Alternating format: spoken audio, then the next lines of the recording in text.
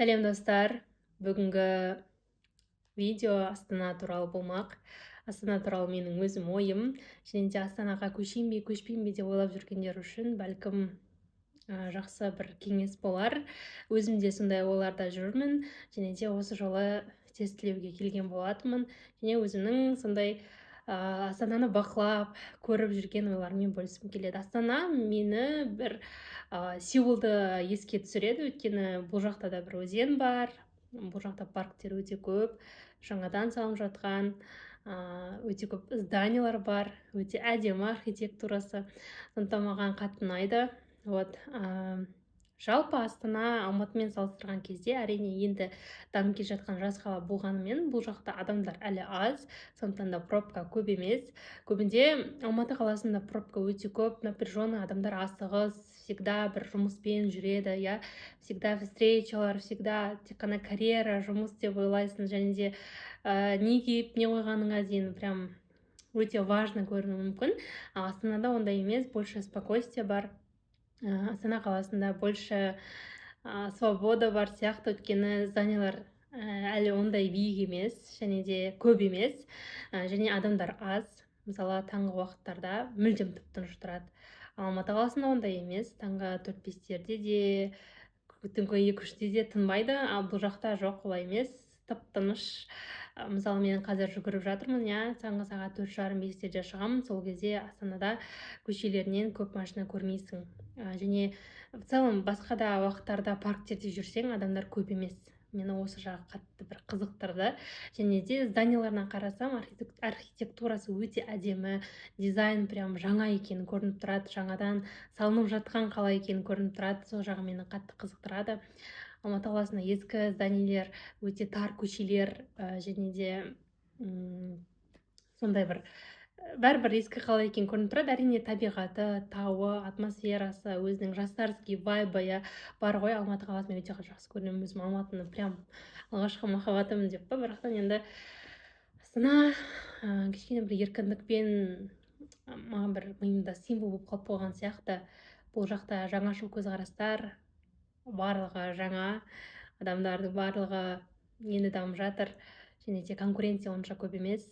Мысалы, СММ, мобилография, контент жағынан қарасақ та, мысалы, мен алғашқы келген күннен бастап өте көп сотрудничествоға ұсыныстар алдым, кездесулер болды. Оның барлығы да бұл жақта сондай сұраныстың көп болғанын, және де спросқа қарамастан оны спросты жауып отыратын мамандардың аз екенін көрсетеді. Мен Астананы өте қатты жақсы көріп қалдым. Именно парктерінде жүріп, көшелерінің кеңдігімен, және мені бір қызықтырғаны, бізде мысалы тротуар ғана бар ғой, ал бұл жақта мен 3 жол көрдім. Бірінші тротуар, одан кейін велодорожка, великтер жүретін, самокаттар жүретін, еще жақта скамейкалар қаралған, еще бөлек жол бар да, еще жүгіруге арналған жолдарды табуға болады. Сол жағы мен қатты вау деп қалдым. Еще өзеннің прям енді өте ұзын ғой, екі жаққа бөлінеді. Бізде мысалы төменгі жоғары Алматы десек, бұл жақта оң жағалау, сол жағалау деп бөлінеді. И жағалаудың маңдарында жүгіретін болсаң, енді вайб вообще басқаша. Мен өзім картиналар жапсырып қоятын, Pinterest'ен сақтап алғам. Сол картиналар сияқты тура жүрген кезде прям велосипед айдасаң өте күшті вайбпен жүресің. Және бұл жақта машина өте аз, сондықтан мен қазір автошколаға жазылып, осы жақтан үйренуді бастап кеттім. Мне кажется, Алматыға қарағанда Астанада больше айдап үйрену оңай болатын сияқты. Және де мұнда эстетикалық, өте әдемі дизайндағы кофейнялар өте көп екен. Көбінде маған негізі кофейнялар прям жасыл шөптер көп болса жақсы ұнайды да. И бұл жақта тоже сондай парктер өте көп, солардың айналасында кофейнялар өте көп екен, және вид күшті болып тұрады. Және кейбір кофейнялар іштерінде де өте көп шөптерді, ағаштарды егіп тастаған, тоже өте әдемі. Маған қатты ұнады сол жағы. Одан кейін маған ұнаған ауа райы, қазір жаз мезгілі. Мне кажется, Алматы қаласы мысалы жаз мезгілінде ыстық болып тұрады ғой, Шымкенттегі сияқты, ал Астана кішкене салқындау, жаңбырлы, бұлтты, және бір ұнағаны мына жақтан бұлт кетпейді ғой, прям закат, рассвет, прям бәрі прям ой суретке түсірген кезде күшті болады. және бұлттарды мен как будто төбесіне мақта қылып іліп қойған сияқты всегда көп видеоға түсіріп кеттім. Аспанды мен қатты жақсы көремін, аспанды, теңізді деген сияқты. Сондай вайбтармен ерекше миымда қалып қойды. Астына шумный емес, бұл жақ тып-тыныш, кофейнялар барлығы әдемі, және бұл жақта вид әдемі, зданиялардың арасынан прям фото-видеоға түсірген кезде прям күшті. Және бір байқаған фактым, Алматы қаласына қарағанда бұл жақта арзан сияқты.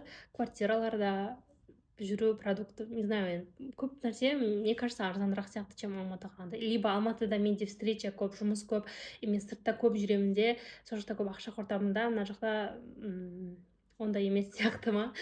Жастардың қаласы, мен өте көп жастарды жолықтырамын жолда жүріп келе жатқан кезде. Енді семья құрып келе жатқан, не болмаса парочкаларды көресің, күшті. Шынымен байқайсың, что бұл қала рост болайын деп жатқан, жақсы дамып келе жатқан қала екенін. Сондықтан сол жағы да тоже кішкене бүйтіп елеп қалатын нәрсе. Больше спокойствие, тишина, ештеңе асықпайсың өзімен өзің, потому что ешкімге жұмысы жоқ. Және де ондай менде бұл жақта керемет көп таныстық болмағандықтан да бәлкім кішкене тыныш болып жатқан шығар, өзіммен өзім жалғыз көп ойлануға мүмкіндік беріп жатыр. Ал Алматыда менде енді жұмыс болғандықтан ол жақта көп встреча, обучение болады, көп съемкалар болады, оқу бар, басқа бар, семья туысқандар бар. ол жақ тыныш емес. Қызып атады всегда, сен андай гонкада жүресің, және сен үйде сәл отырып қалсаң, все, менде думка болады всегда, үйде отырып қалған кезде деп басталынады. Қазір мына жақта білмеймін, барлық ощущение по-другому болып жатыр маған, және сол ощущение жақсы ұнап жатыр. Осы сәтте ешқандай шаблонсыз өмір сүру керектігін туралы, мына жаста табысқа жету керек, мына жаста тұрмысқа шығу керек, мына жаста сенде бала болу керек деген шаблон жоқ екенін көрсетіп жатқан сияқты. Әрине ол бір местаға байланысты емес, сен Ақтөбеде боласың ба, Семейде боласың ба, не важно ғой негізі. Бірақтан бәрібір ішкі ощущение кішкене мына жақта, может, түрлі бір өзімнің дамып түрлі өзімнің саморазвитиеге қатысты әрекеттерімнің нәтижесінде түйген ой ма, әлде кішкене жұмыстың бәрін сәл бүйтіп басып, өзімді кішкене сөйлесіп, не болып жатыр менде деген сияқты өз-өзімен жалғыз қалған ойлардың әсерінен бе, осындай бір ойға келіп отырмын. В целом Астана өте прям әдемі. Если көшіп келемін десеңіздер, көбінде алматылықтардан байқаймын, Астана ұнамайды, андай бір Алматыдағыдай вайб жоқ, природа жоқ, жұмыс жоқ деген сияқты ойлар көп болып жатады. Бірақтан в целом менің өзіме, білмеймін, может быть, мен ең алғашқы адам шығармын Алматыдан Астанаға келіп, Астананы жақсы көріп жатқан, не знаю, но маған в целом Астана өте қатты ұнап жатыр. Бұл жолғысы прям күшті. Бәлкім Алматыдағы сондай бір напряжениеден шаршағандықтан шығар, бәлкім Алматының шумы, сондай бір гонкада өмір сүру талабы деп айтайын, содан болар, бәлкім адамның көптігі ме, әлде мен шынымен де комфорт зонаға кіріп кеттім бе. Өйткені Алматыда бүкіл жағдай жасалынған, жұмыстар, уже жұмыс жасап жатқан клиенттердің барлығы бар, ал бұл жақта ондай жоқ болғандықтан ба, комфорт зонадан бір шығу болып тұр, өзіңмен өзің болып жасап көр деген сияқты. Бәлкім соның да әсері шығар. Қазір мына жақта кішкене бір трансформациялар болып жатыр, өзіңмен жұмысқа, өзіңді дамытуға қатысты. Сондықтан да егер әрине соған дайын болсаңыз, сондай бір өзгерістерге дайын болсаңыз, мен бір көшу туралы ойласам, қазір әлі де ішімде бір қорқыныштар тұрады, мен болмай қалам екен деген сияқты. Бірақ мен ішімде давай көрейік деген ой тұр, давай көрейік.